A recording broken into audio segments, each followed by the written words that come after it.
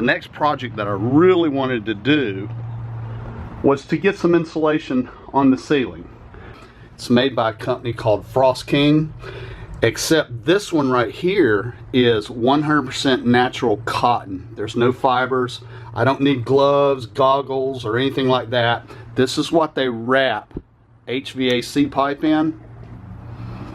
So I thought that might be the better alternative. Get that taped up there and then follow it with some Reflectix.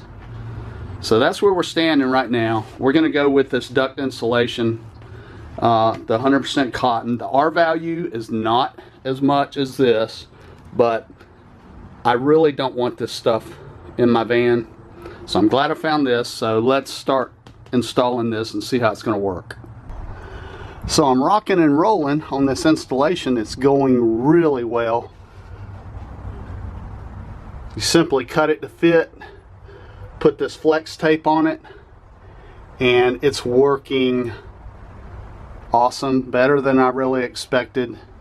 I really like the way this is going, and I'll probably end up putting it on the wall. I'm using Frost King duct insulation, and it's natural cotton, 12 inches wide, inch thick, 15 feet long.